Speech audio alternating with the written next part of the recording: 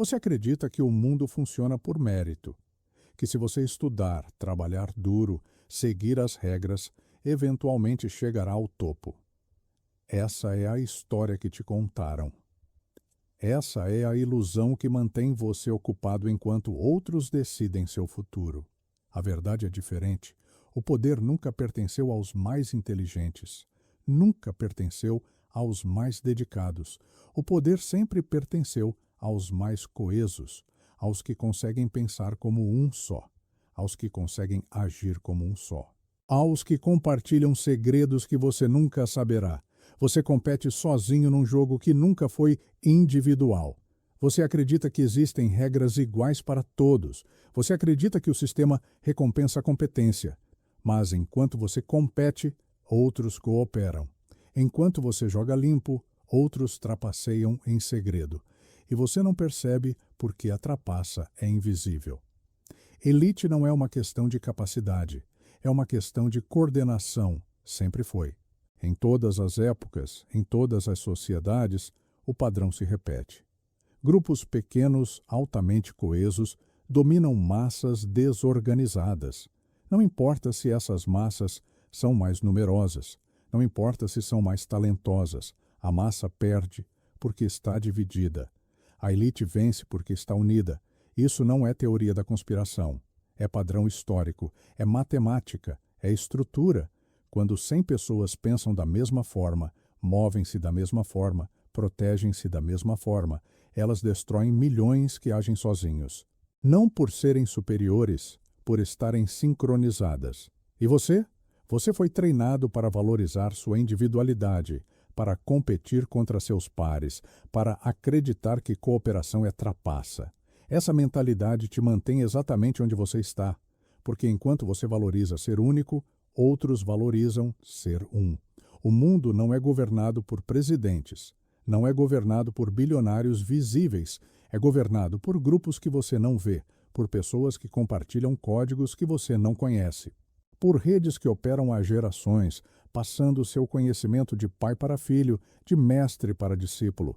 Esses grupos não surgiram ontem, eles existem há séculos, milênios, e o código que os mantém unidos não mudou. Por que funciona? Porque sempre funcionou. E você nunca foi convidado porque nunca passou pelo ritual que cria essa coesão. Isso te incomoda? Deveria? Porque significa que você está jogando um jogo cujas regras reais você desconhece. Você vê a superfície. Você vê competição justa, meritocracia, democracia. Mas sob a superfície existe outra realidade. Uma realidade onde pequenos grupos coordenados tomam todas as decisões importantes. E não, você não pode simplesmente entrar, não pode simplesmente aprender o código e se juntar a eles, porque o código não se ensina. Ele se vive, ele se forja em situações extremas que criam lealdade absoluta. E você, vivendo sua vida confortável, seguindo suas regras confortáveis, nunca passará por isso. Imagine 100 homens, idades diferentes, países diferentes, línguas diferentes, nenhuma riqueza, nenhuma educação formal. Transportados para uma ilha, não sabem como chegaram lá, não sabem como sair. E na ilha há uma ameaça constante, predadores, recursos escassos, morte em cada esquina. Primeiro, eles entram em pânico, tentam se comunicar e falham, gesticulam, gritam. Ninguém entende ninguém. São estranhos, desconhecidos. Em circunstâncias normais, nunca se falariam. Mas as circunstâncias não são normais. Estão presos, estão ameaçados e percebem rapidamente que sozinhos morrem. Então começa o processo. Não por escolha, por necessidade. Eles desenvolvem uma língua comum, não uma língua complexa, uma língua funcional. Sinais, palavras misturadas, o suficiente para coordenar ações básicas, para avisar sobre perigo, para planejar caçadas, para dividir tarefas. Conforme a língua se forma, algo mais se forma. Histórias, eles começam a contar de onde vieram, o que faziam, o que perderam. E essas histórias individuais se fundem numa história coletiva. Eles criam um mito fundador, uma razão pela qual estão ali, não importa se é verdade. Importa que acreditem juntos. Com o mito vem a religião. Eles precisam de algo maior que eles mesmos para justificar o sofrimento, para dar sentido ao absurdo. Então criam rituais, rituais matinais, rituais noturnos, rituais antes das caçadas, rituais após as mortes. E esses rituais, repetidos dia após dia, semana após semana, moldam suas mentes. Fazem eles pensarem da mesma forma. Depois escolhem um líder, não o mais velho, não o mais experiente. O mais velho tem sabedoria sim, mas sabedoria não inspira lealdade absoluta. Quem inspira lealdade é quem está disposto a morrer primeiro. Quem demonstra sacrifício. Quem prova, sem palavras, que a vida do grupo vale mais que a própria vida. Então surge um jovem, 17 anos. Não fala bem, não tem experiência. Mas se levanta na frente de todos, pega uma faca e corta a própria mão. Não chora, não grita. Apenas olha para eles e, naquele momento, todos entendem. Esse homem está dizendo, eu morro por vocês. E isso vale mais que 1000 palavras. Ele se torna o líder. O velho sábio se torna o conselheiro. E juntos lideram. Não por autoridade imposta, por autoridade conquistada através do sacrifício. E os outros seguem porque viram a prova. Viram que esse líder não os usará. Que esse líder sangrará com eles. Os meses passam. Eles aprendem a caçar juntos, aprendem a se proteger juntos, aprendem a ler sinais sutis uns dos outros, um olhar, um gesto, e entendem imediatamente, não precisam falar. Desenvolveram telepatia social, mente coletiva, e algo estranho acontece. Eles começam a sentir quando um deles está em perigo, mesmo longe. Uma inquietação inexplicável, um pressentimento, e agem, correm para ajudar antes mesmo de saber exatamente o que aconteceu. Porque suas mentes estão alinhadas, porque se tornaram um organismo. Isso não é misticismo, é neurociência. Humanos que passam por trauma compartilhado desenvolvem padrões cerebrais similares. Liberam os mesmos hormônios nas mesmas situações. Seus sistemas nervosos se sincronizam.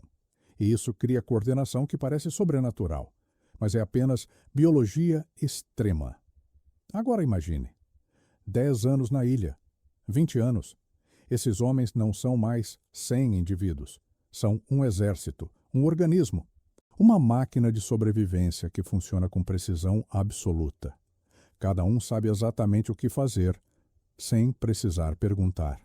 Cada um está disposto a morrer pelo outro sem hesitar. E então, um dia, voltam, transportados de volta ao mundo real, de volta à civilização, às suas vidas antigas, mas não são mais as mesmas pessoas. E o código que aprenderam na ilha não desaparece. Ele permanece, porque foi gravado em suas almas. Eles voltam ao mundo comum, mas não são comuns. Tem algo que ninguém mais tem: sincronicidade. A capacidade de pensar e agir como um organismo único. E isso, no mundo das massas desorganizadas, é poder absoluto. Primeiro, eles se reagrupam. Não precisam combinar, simplesmente sabem. Sentem a necessidade de estar juntos novamente. Porque no mundo comum, entre pessoas normais, sentem-se isolados. Sentem que ninguém os entende. Porque ninguém viveu o que viveram. Ninguém passou pela transformação que passaram. Então se encontram, em segredo, longe dos olhos de todos, e retomam os rituais, não por superstição, por necessidade prática. Os rituais mantêm a mente sincronizada, mantêm o código ativo. Sem os rituais, com o tempo, a sincronicidade enfraquece. E não podem permitir isso. Eles compartilham o código com seus filhos. Não todos os filhos. Apenas os escolhidos, os que demonstram a capacidade de suportar, os que demonstram lealdade. E esses filhos passam pelo mesmo processo. Não na ilha, mas em ambientes controlados que simulam a mesma pressão, o mesmo trauma, a mesma transformação. Gerações passam, o grupo cresce, mas não muito, porque tamanho mata coesão. 100 pessoas podem manter sincronicidade, 1000 não. Então eles limitam o número, mantêm a pureza do código, e quem não se encaixa é excluído, sem piedade, porque um elo fraco destrói a corrente inteira. E no mundo comum, o que acontece? Eles começam a vencer, em tudo. Nos negócios, vencem porque se coordenam enquanto outros competem.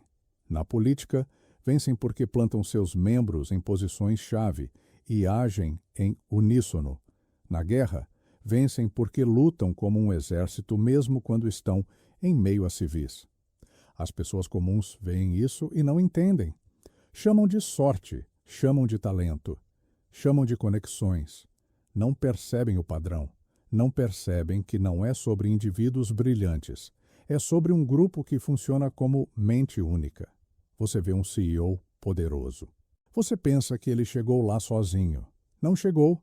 Atrás dele há uma rede invisível de pessoas que pensam igual, agem igual, protegem igual, e quando ele cai, outro da rede assume. O indivíduo é substituível. O código não. Você vê políticos que dizem coisas diferentes, mas agem igual. Você acha que é hipocrisia? Não é. É coordenação. Eles falam para plateias diferentes, mas servem aos mesmos mestres. Mestres que você não vê, que não aparecem em jornais, que não dão entrevistas. Sincronicidade significa isso. Significa poder distribuído que parece centralizado. Significa decisões que parecem independentes, mas são coordenadas. Significa um sistema onde ninguém dá ordens explícitas porque todos já sabem o que fazer. Como isso funciona na prática? Simples. Imagine uma empresa disputando um contrato governamental. A empresa A é mais eficiente, tem melhor proposta, mas a empresa B tem membros do código em posições estratégicas. No governo, na empresa concorrente, na mídia. Quem vence? A empresa B. Sempre. Não porque trapaceou abertamente, porque informações fluíram, decisões se alinharam, obstáculos apareceram para A e desapareceram para B. E ninguém pode provar conspiração, porque não houve reunião, não houve e-mail, não houve ordem. Apenas pessoas sincronizadas fazendo o que sabem que devem fazer, como um cardume de peixes mudando de direção ao mesmo tempo. Ninguém lidera. Todos lideram, todos seguem. Isso te assusta? Deveria. Porque significa que a realidade que você vê é teatro. Os verdadeiros jogadores estão atrás da cortina, e você, na plateia, aplaude acreditando que o show é real. Sincronicidade não é mágica, é treinamento, é repetição, é passar por experiências que quebram o ego individual e constroem identidade de grupo. É substituir eu por nós, de forma tão profunda que se torna instintivo. Você nunca terá isso, porque você valoriza sua individualidade, porque você foi ensinado a competir, não a cooperar cegamente, e essa é exatamente a diferença entre você e eles. Eles abriram mão do que você mais preza, e por isso vencem. Esparta, cidade-estado grega, séculos antes de Cristo, população pequena, recursos limitados, cercada por inimigos. Deveria ter sido destruída, não foi? Por 300 anos dominou a Grécia. Por quê? Porque criou o sistema mais eficaz de sincronicidade que o mundo já viu. O sistema começava aos 7 anos. Meninos eram tirados de suas famílias, levados para acampamentos. E o treinamento não era o que você imagina. Não aprendiam matemática, não aprendiam filosofia. Aprendiam uma coisa: suportar juntos. Os meninos mais velhos batiam nos mais novos, todos os dias, sem parar. E os adultos não intervinham, observavam. Porque não era violência sem propósito, era seleção, era forja. Os meninos que choravam, que reclamavam, que desistiam, eram marcados, fracos, inadequados. Mas os que resistiam juntos, que se protegiam, que criavam laços para sobreviver, Esses eram os escolhidos, e nesses meninos algo acontecia. Não aprendiam a amar Esparta, aprendiam a amar uns aos outros, porque uns aos outros era tudo que tinham, anos passando. Tornavam-se adolescentes, e o sistema continuava, agora com mentores, soldados veteranos que os treinavam. E aqui entra algo que a história moderna prefere ignorar. Os mentores mantinham relações sexuais com os meninos. Não por perversão, por estratégia. Sexo cria vínculo, cria intimidade, cria lealdade. E numa cultura onde a sobrevivência do grupo dependia de confiança absoluta, isso era ferramenta, não moral, não imoral, funcional. E funcionava. Quando completavam 18 anos, havia o teste final, a graduação. Não era prova escrita, era assassinato. Esparta tinha escravos, ilotas, e havia uma regra. Após o pôr do sol, qualquer ilota fora de casa poderia ser morto, sem consequências. Os jovens soldados esperavam a noite, escondiam-se nos campos, e quando um ilota passava, atacavam, cortavam a garganta, em silêncio, sem hesitação. E isso selava algo neles. Eles haviam matado juntos, compartilhado sangue, e isso os unia de forma que nada mais poderia. Isso é brutal? Sim. É imoral? Para nossos padrões? Sim. Mas Esparta não se importava com nossos padrões. Esparta se importava com resultados. E os resultados eram claros. Um soldado espartano valia 10 soldados comuns. 100 espartanos valiam 1000. Na Batalha das Termópilas, 300 espartanos enfrentaram centenas de milhares de persas. Sabiam que morreriam. Não fugiram, porque para eles, morrer pelo grupo era mais importante que viver. Isso não é coragem, é programação. É o resultado de décadas de condicionamento que apaga o instinto de sobrevivência individual. Leônidas, o líder, morreu. Seus homens morreram. Mas Esparta venceu a guerra, porque os espartanos que viram o sacrifício ficaram ainda mais coesos, ainda mais sincronizados, e destruíram os invasores. Outras cidades gregas tentaram copiar. Tebas copiou. Criou o bando sagrado, 300 soldados, todos amantes. Lutavam aos pares, e ninguém fugia, porque fugir significava abandonar seu amante à morte. Então lutavam até o fim. Sempre. Por 100 anos, o bando sagrado foi invencível, até encontrar a Macedônia, e a Macedônia copiou o mesmo sistema. Filipe II, pai de Alexandre o Grande, construiu um exército baseado na coesão espartana. E quando o bando sagrado enfrentou a Macedônia na Batalha de Queroneia, foi destruído. Mas mesmo destruídos, os 300 não fugiram. Ficaram no centro do campo, bloqueando o avanço macedônio, permitindo que o resto do exército grego escapasse. E morreram, todos, porque a coesão era mais forte que o instinto de sobrevivência. Filipe II encontrou os corpos, 300 homens mortos no mesmo lugar, e chorou, não de tristeza, de respeito, porque reconheceu o código. Reconheceu soldados que pensavam como ele pensava, que valorizavam o que ele valorizava.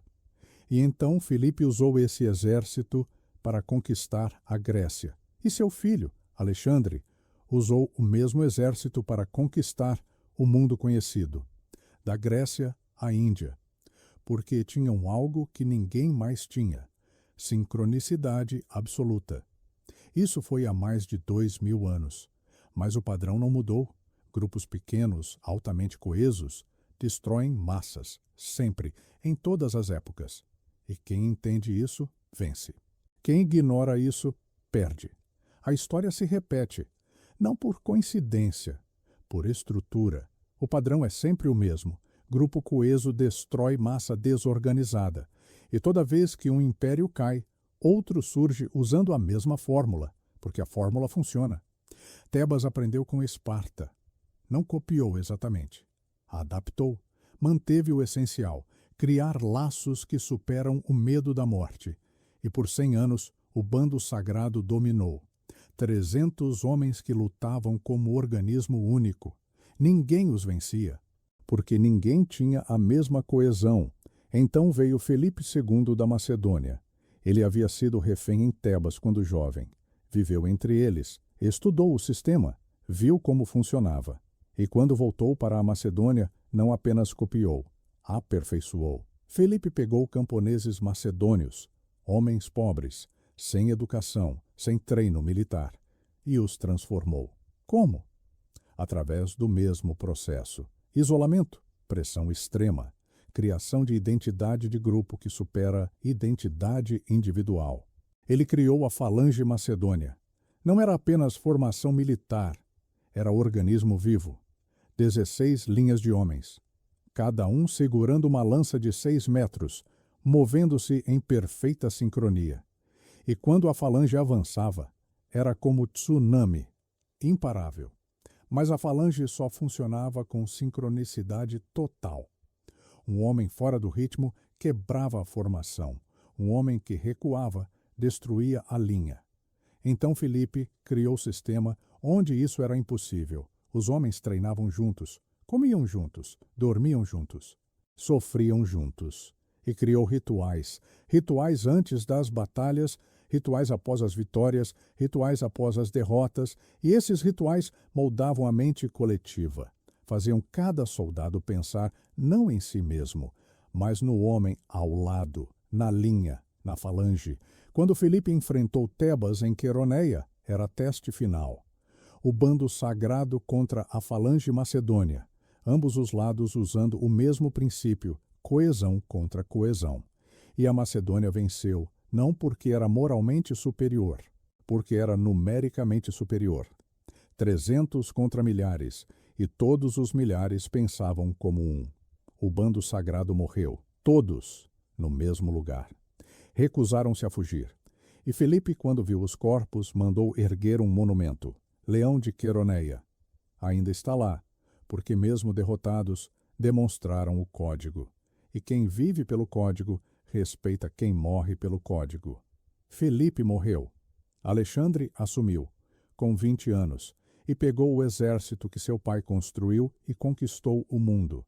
Egito, Pérsia, Índia. Como? Não por ser gênio militar, por ter sincronicidade. As batalhas de Alexandre seguiam padrão.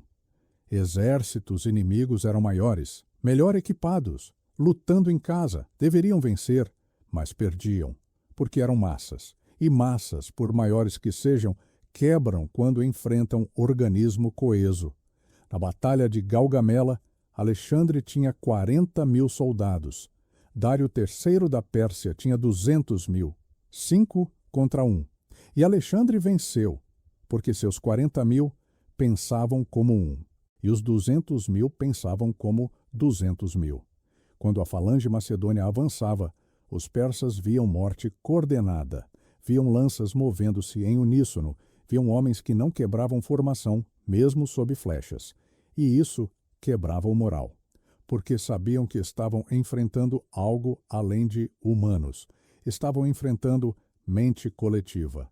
Alexandre morreu jovem, 32 anos, e seu império desmoronou. Por quê? Porque ele não teve tempo de passar o código, não teve filhos treinados, não teve sucessor que vivesse o que ele viveu. E sem o código, o império virou massa. E massa não se sustenta. Roma aprendeu a lição, não com Alexandre, com seus inimigos. Roma enfrentou falanges, enfrentou exércitos coesos e perdeu. Até aprender, até criar seu próprio sistema. Legiões romanas, não tão coesas quanto falanges macedônias, mas mais adaptáveis e com algo a mais, continuidade. Roma passou o código por gerações, não através de indivíduos, através de instituições.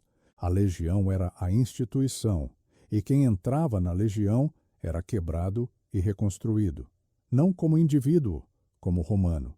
E isso durou 1000 anos. Todos os impérios que duraram seguiram o padrão.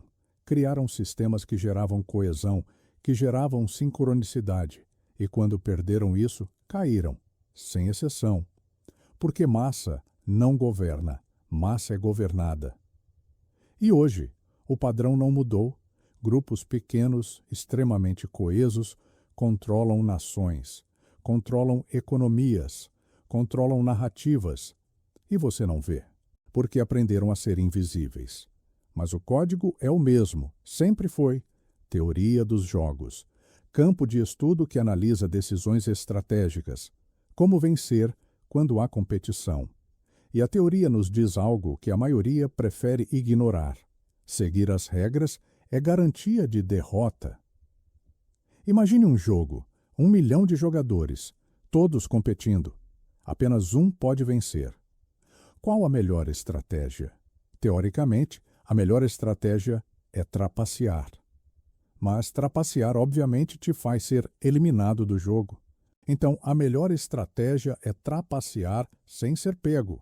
E como você trapaceia sem ser pego num jogo com 1 milhão de pessoas, coordenando com outros? Porque se você joga sozinho, mesmo trapaceando, tem desvantagem contra 999.999 jogadores. Mas se você se coordena com 100 jogadores, agora são 100 contra 999.900. E 100 coordenados destroem 999 descoordenados. Essa é a matemática. Fria, objetiva, implacável. Coordenação é trapaça legalizada, é vantagem estrutural, e quem coordena primeiro vence. Mas há um problema. Quando você começa a coordenar, outros percebem, e são forçados a coordenar também. Então começa a corrida. Corrida armamentista de coordenação. Você forma grupo de 100, eles formam grupo de 200, você forma de 300. E assim por diante. Eventualmente, a vantagem desaparece, porque todos estão coordenados. E voltamos ao equilíbrio. Equilíbrio onde ninguém tem vantagem real. Então, a única forma de manter vantagem é coordenar secretamente. Conspirar sem que outros percebam. E aqui está o truque. Formas óbvias de coordenação são facilmente copiadas. Família? Todos têm família. Raça? Raça é visível. Religião? Religião é pública. Idioma? Idioma é óbvio. Todas essas formas criam alguma coordenação, mas são visíveis. E por serem visíveis, podem ser neutralizadas. Então, como você se coordena de forma invisível? Como cria coesão que ninguém pode copiar, porque ninguém sabe que existe? A resposta é simples, mas perturbadora, através de segredos compartilhados que são tão transgressivos que revelá-los significaria destruição mútua. Pense assim: 10 pessoas sabem um segredo terrível, um segredo que, se revelado, destrói todas as 10. Essas 10 pessoas agora estão amarradas para sempre. Não podem trair umas às outras porque traição significa autodestruição. E isso cria confiança absoluta. Não confiança baseada em bondade. Confiança baseada em interesse mútuo de sobrevivência. Essa é coordenação invisível. Você olha para essas 10 pessoas de fora e não vê nada. Elas têm profissões diferentes, vidas diferentes. Aparentemente não têm conexão. Mas se movem em sincronia, votam igual, investem igual. Apoiam as mesmas causas. E ninguém entende por quê. Historicamente, isso sempre existiu. Sociedades secretas. Não sociedades de conhecimento. Sociedades de segredo. A diferença é crucial. Conhecimento pode ser roubado, copiado, compartilhado. Segredo não. Segredo amarra. E quanto mais grave o segredo, mais forte a amarração. Pequenos segredos criam pequena coesão. Grandes segredos criam grande coesão. E os maiores segredos, os mais transgressivos, criam coesão absoluta. Isso não é moral, não é imoral. É matemática social. É teoria dos jogos aplicada e funciona porque explora a vulnerabilidade humana fundamental. Medo de exposição. Você participa de algo proibido? Está amarrado a todos que participaram com você. Não por amor, por necessidade, porque se eles caem, você cai. E isso cria incentivo perfeito para a cooperação eterna. E o mais interessante, isso cria hierarquia natural. Quem iniciou o segredo tem poder sobre quem foi iniciado depois. quem sabe mais segredos tem poder sobre quem sabe menos. E quem está disposto a fazer coisas que outros não fariam, sobe mais rápido. Esparta praticava isso. O assassinato ritual dos ilotas não era apenas treinamento, era a criação de segredo compartilhado. Esses jovens haviam matado juntos, e isso os amarrava para sempre. Não podiam falar, não podiam trair, porque todos eram cúmplices. Roma praticava a versão disso. Rituais de iniciação nas legiões que envolviam atos que não podiam ser discutidos fora. E isso criava a lealdade que mantinha o império por 1000 anos. E hoje, o mesmo padrão. Grupos que controlam o poder têm rituais de iniciação que não são públicos, que não são discutidos. E esses rituais não são sobre aprendizado, são sobre amarração, sobre criar compromisso irreversível. Você pode achar isso teoria conspiratória, pode achar exagero, mas a matemática não mente. Coordenação secreta vence coordenação pública, sempre. E quem entende isso, usa isso. O mundo que você vê é superfície. Embaixo há camadas, e quanto mais fundo você vai, mais transgressivo fica. Porque transgressão é o que mantém as camadas separadas. É o que impede que qualquer um entre. Você nunca entrará, porque nunca estará disposto a fazer o que é necessário. E isso não é julgamento, é fato. Você tem limites morais, e esses limites te mantêm fora, para sempre. Coordenação visível versus coordenação invisível. Essa é a diferença entre poder aparente e poder real. Entre quem você vê no palco e quem controla o palco. Família é coordenação visível. Você nasce numa família. Tem lealdade automática. Sua família te ajuda. Você ajuda a sua família. Isso é natural, óbvio. E por ser óbvio, todos fazem. Todas as culturas valorizam família. E por todos fazerem, a vantagem é limitada. Raça é coordenação visível. Você pertence a um grupo étnico. Tem afinidade com quem se parece com você. Isso cria alguma coesão, mas é coesão fraca, porque é baseada em aparência, não em experiência compartilhada, e porque é visível, gera resistência. Outros grupos se coordenam contra você. Religião é coordenação visível. Você compartilha fé, vai aos mesmos templos, segue os mesmos rituais. Isso cria comunidade, cria identidade, mas é identidade pública. Todos sabem quem é cristão, quem é muçulmano, quem é judeu. E sabendo, podem reagir, podem excluir, podem neutralizar. Idioma é coordenação visível. Você fala português, outros falam português, vocês se entendem. Tem vantagem sobre quem não fala, mas é vantagem temporária. Outros aprendem e a vantagem desaparece. Todas essas formas de coordenação funcionam, mas tem limite. E o limite é a visibilidade. Quando todos veem, todos podem copiar ou bloquear. E a vantagem some. Agora imagine coordenação que ninguém vê. Grupo de pessoas que não têm conexão aparente. Diferentes famílias, diferentes raças, diferentes religiões, diferentes idiomas. De fora, parecem estranhos, mas por dentro são um. Como isso é possível?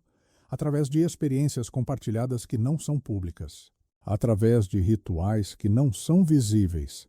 Através de segredos que não podem ser revelados. Esses grupos não se identificam por símbolos externos, não usam uniformes, não têm sedes visíveis, não fazem propaganda, operam em silêncio absoluto. E isso é força, não fraqueza, porque quando ninguém sabe que você existe, ninguém pode te atacar. Ninguém pode te copiar, ninguém pode te bloquear. Você opera livremente enquanto todos os outros competem nas formas visíveis. Pense em duas empresas competindo por contrato. Empresa A é melhor, tecnicamente superior, proposta mais barata, deveria vencer, mas a empresa B tem membros do grupo invisível em posições estratégicas, no governo que decide, na empresa que compete, na mídia que cobre.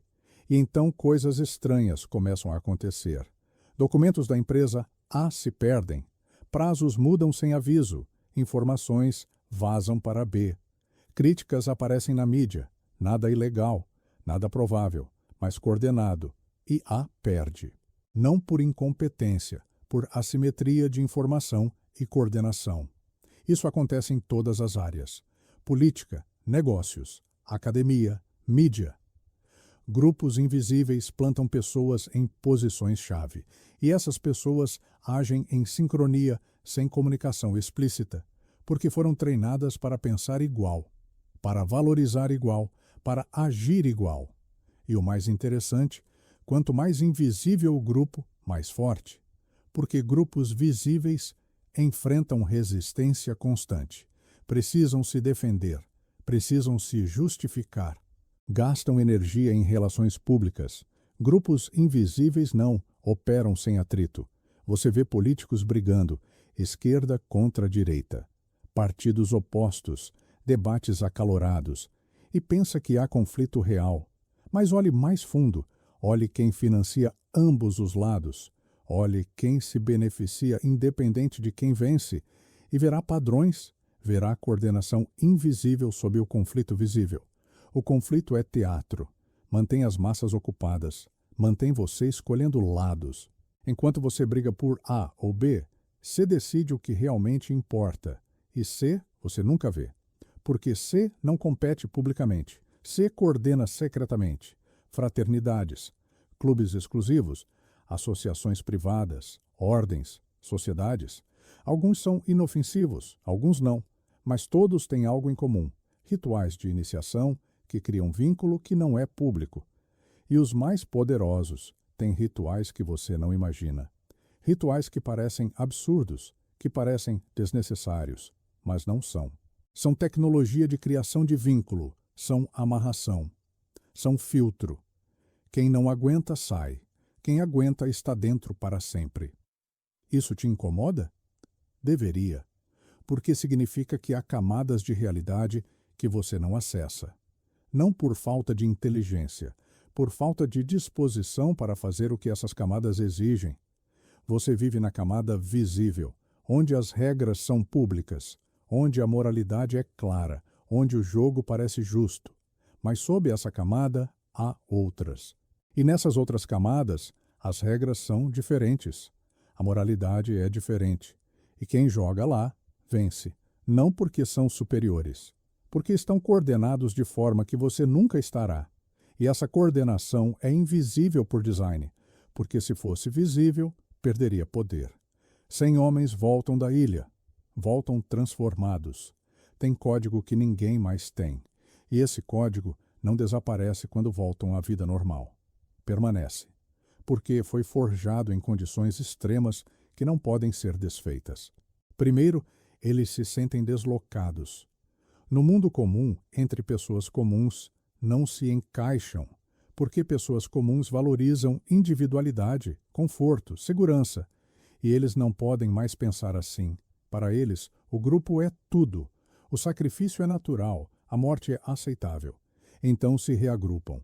Não porque combinaram, porque sentem necessidade. Necessidade de estar com quem os entende, com quem compartilha o código. E começam a se encontrar regularmente, não em público, em privado, em lugares onde ninguém os vê.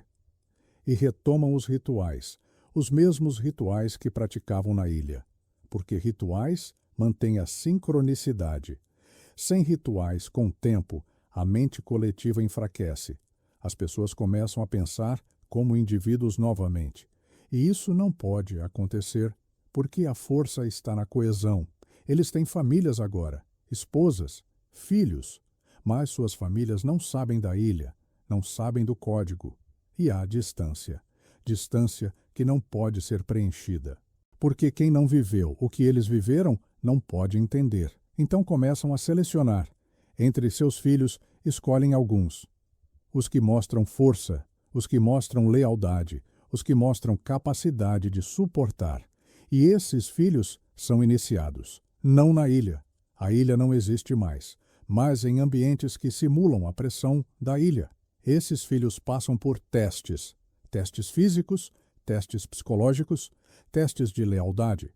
E os que passam entram no código. Os que não passam são afastados, sem explicação, sem segunda chance. Porque elo fraco destrói cadeia. Gerações passam, o grupo cresce, filhos têm filhos, e o código passa. Não através de livros, não através de palestras, através de vivência. Cada geração experimenta a versão do que os pais experimentaram. E isso mantém o código vivo. E no mundo comum, eles começam a vencer. Em tudo. Nos negócios, plantam membros em empresas-chave. E esses membros se ajudam, não abertamente, sutilmente. Informação flui entre eles. Oportunidades aparecem. Obstáculos somem. Na política, fazem o mesmo. Colocam membros em partidos diferentes, e esses membros brigam publicamente, mas trabalham juntos secretamente. Porque o objetivo não é que partido A ou B vença. O objetivo é que o grupo controle independente de quem vença. Na mídia, controlam narrativas, não possuindo todos os veículos, possuindo pessoas-chave em veículos-chave. Editores, produtores, jornalistas influentes, e essas pessoas direcionam cobertura, não por ordem explícita, por alinhamento de valores que vem do código. Na academia fazem o mesmo, professores influentes, reitores, membros de bancas, e controlam quem sobe, quem recebe funding, quem publica. E isso molda conhecimento, não suprimindo tudo, apenas direcionando o que é validado. E as pessoas comuns veem padrões, mas não entendem. Veem que certas famílias sempre prosperam, que certos nomes sempre aparecem, que certas decisões sempre favorecem os mesmos, e chamam de sorte, ou conexões, ou corrupção. Não entendem que é sistema que foi construído ao longo de gerações, sistema que funciona porque está baseado em coesão que ninguém mais tem, em sincronicidade que não pode ser copiada porque requer transformação que ninguém mais passou. Você vê CEO bilionário. Pensa que ele é gênio, não é? É membro do código. Atrás dele a rede que o colocou lá, que o mantém lá. E se ele falhar, outro membro assume. Porque o que importa não é o indivíduo, é a continuidade do código. Você vê político poderoso. Pensa que ele chegou lá por carisma. Não chegou. Foi escolhido, testado, aprovado e colocado na posição porque serve ao código. E se não servir mais, será removido e substituído, sem trauma. O mundo que você vê é fachada. As pessoas que você vê no topo são rostos, representantes. Mas o poder real está atrás, nas redes invisíveis, nas pessoas que você nunca vê, que nunca dão entrevistas, que nunca aparecem em listas. E essas pessoas não precisam ser maioria. Precisam apenas estar em posições estratégicas. Um membro no lugar certo vale mais que 1000 membros em lugares errados. E eles sabem disso. Então colocam pessoas estrategicamente. E esperam. Gerações, se necessário. Porque eles pensam em gerações, não em anos. Eles sabem que construir controle leva tempo. Mas uma vez construído, dura séculos. Enquanto você pensa em aposentadoria, eles pensam em dinastias. E você nunca fará parte, porque você não passou pela transformação, não viveu a ilha, não passou pelos testes, não carrega o código, e sem o código você é massa, e massa existe para ser governada. Por que você não faz parte? A resposta é simples. Você nunca foi convidado, e nunca será. Não porque você não é inteligente. Inteligência é comum. Há milhões de pessoas inteligentes. Não porque você não trabalha duro. Trabalho duro é comum. Bilhões trabalham duro. Você não faz parte porque não passou pela transformação. A transformação não acontece em escolas. Não acontece em universidades. Não acontece em cursos. Acontece em ambientes extremos que quebram identidade individual e constroem identidade de grupo. Você cresceu valorizando sua individualidade. Seus pais te ensinaram a ser único. A escola te ensinou a competir. A sociedade te ensinou que seu sucesso depende de você.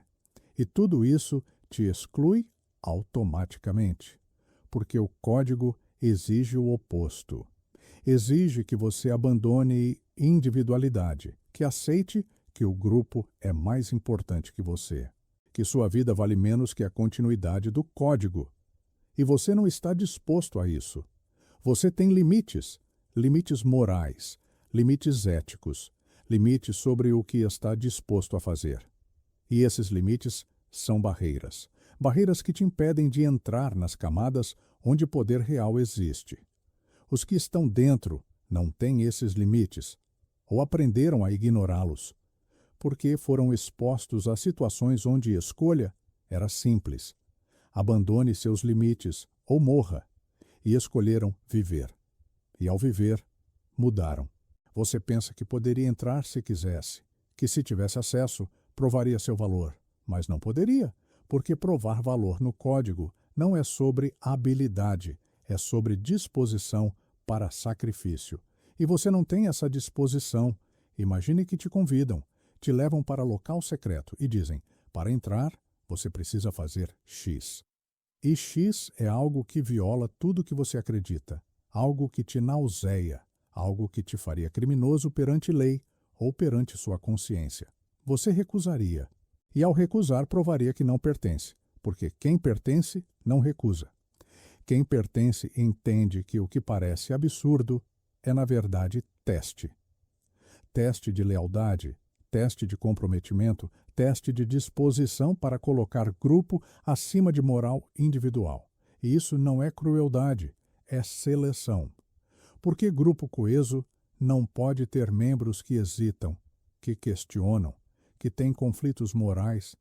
Precisa de pessoas que agem, sem dúvida, sem hesitação, mesmo quando a ação contraria tudo o que aprenderam. Você foi criado para ser bom, para seguir regras, para respeitar a autoridade, e isso te torna útil como massa, como mão de obra, como eleitor, como consumidor, mas te torna inútil como membro de elite. Elite não segue regras, elite cria regras, e não pode criar regras se está presa às regras existentes. Então elite opera fora das regras, não ilegalmente, necessariamente, mas em zona cinzenta onde legalidade é ambígua e moralidade é flexível. Você vê político corrupto e fica indignado. Como ele ousa? Mas ele ousa porque não tem os limites que você tem. Ele foi selecionado exatamente por não ter esses limites. E isso o torna mais útil para o grupo que o colocou lá. Você vê empresário que explora trabalhadores e critica. Isso é injusto. E é. Mas justiça não é critério de seleção. Eficácia é. E quem consegue explorar sem culpa é mais eficaz que quem hesita por consciência. Isso te revolta? Deveria, mas revolta não muda a realidade. Realidade é que grupos que operam sem limites morais derrotam grupos que operam com limites, sempre, ao longo de toda a história. Esparta massacrava escravos, Roma escravizava povos inteiros, mongóis destruíam cidades completas e dominaram por séculos, não apesar da crueldade, por causa dela, porque crueldade criava coesão interna e medo externo. Você prefere acreditar que o mundo é diferente agora, que vivemos em era civilizada, onde moralidade importa, e superficialmente você está certo. Superficialmente, há leis, há direitos humanos, há civilização, mas embaixo da superfície nada mudou. Grupos que operam sem limites ainda dominam, apenas ficaram melhores em esconder, melhores em criar fachada civilizada, enquanto operam com selvageria estratégica. E você, com seus limites, com sua moralidade, com sua consciência, nunca competirá, porque está jogando jogo diferente, jogo com regras que só você segue, enquanto eles jogam o jogo real, sem regras, apenas resultados. Você pode se consolar pensando que é moralmente superior, e talvez seja, mas superioridade moral não governa, não controla, não decide. Apenas faz você dormir melhor à noite enquanto outros decidem seu futuro. O mundo pertence aos coordenados, não aos inteligentes, não aos trabalhadores, não aos moralmente corretos, aos coordenados. Essa não é teoria, é padrão histórico, repetido em todas as épocas, em todas as civilizações. Pequenos grupos coesos destroem grandes massas desorganizadas, sempre. Esparta, Tebas, Macedônia, Roma, mongóis, todos seguiram a mesma fórmula: criar sistema que gera coesão absoluta e usar essa coesão para dominar. E dominaram. Por séculos. Depois caíram. Todos caem eventualmente. Mas não porque foram derrotados por massas, porque perderam coesão interna, ficaram grandes demais, confortáveis demais. E a coesão morreu. E quando coesão morre, império morre. Hoje o padrão continua. Grupos pequenos, extremamente coesos, controlam. Você não os vê, não sabe seus nomes, não entende como operam. Mas estão lá, coordenando, decidindo, governando. E você está fora, para sempre, porque não passou pela transformação que cria coesão, porque valoriza individualidade, porque tem limites morais, e tudo isso te exclui.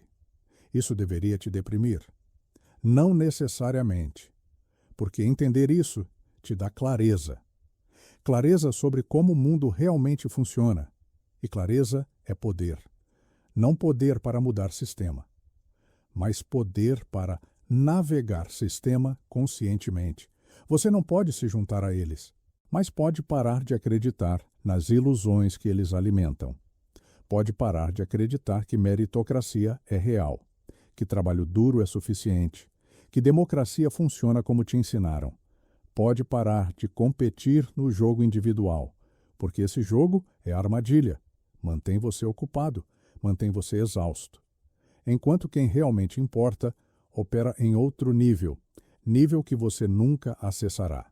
Pode focar em construir sua própria coordenação, em pequena escala, com pessoas que você realmente confia. Não para dominar mundo, mas para sobreviver nele, porque sobrevivência em mundo controlado por coordenação exige algum nível de coordenação própria. Pode ensinar seus filhos, não ilusões, verdades, como o mundo realmente funciona, que poder não é sobre justiça, que sucesso não é sobre mérito, que vencer exige mais que competência, exige alianças, exige coordenação, exige disposição para fazer o que outros não fazem, e pode aceitar. Aceitar que há limites para o que você pode alcançar. Limites não por falta de capacidade, mas por falta de acesso. E essa aceitação não é derrota, é realismo, porque derrota é continuar acreditando em jogo justo quando o jogo é manipulado. Derrota é continuar competindo sozinho quando vitória exige coordenação. Derrota é morrer sem entender por que todos os seus esforços foram insuficientes. Realismo é entender estrutura, entender que você é peça, não jogador, que tabuleiro tem níveis que você não vê, que decisões importantes não estão em suas mãos e nunca estiveram.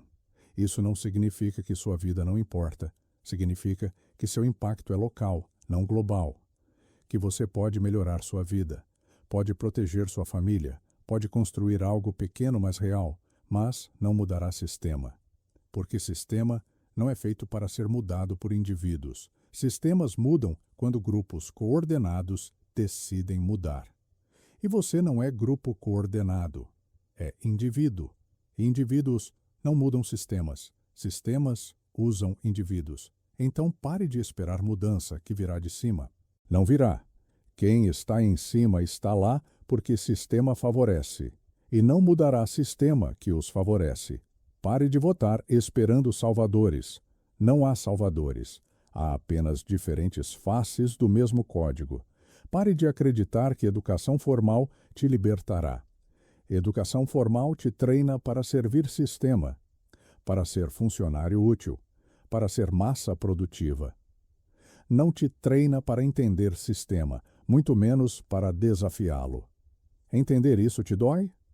Bom, dor significa que ilusão está morrendo. e morte de ilusão, embora dolorosa, é início de clareza. E clareza é a única ferramenta real que você tem. Você não vencerá o jogo deles, mas pode parar de jogar cegamente. Pode jogar conscientemente, sabendo que está em desvantagem, sabendo que teto do que pode alcançar é limitado, mas jogando mesmo assim, porque a alternativa é viver em ilusão completa. E ilusão é pior que derrota consciente, porque ilusão faz você desperdiçar vida inteira perseguindo o impossível. Enquanto derrota consciente te permite focar no possível, no real, no que está ao seu alcance. O mundo pertence aos coordenados. Você não é coordenado, nunca será. Aceite e construa a vida dentro dessa realidade, não da realidade que te venderam, sem aplausos, sem catarse, sem conforto.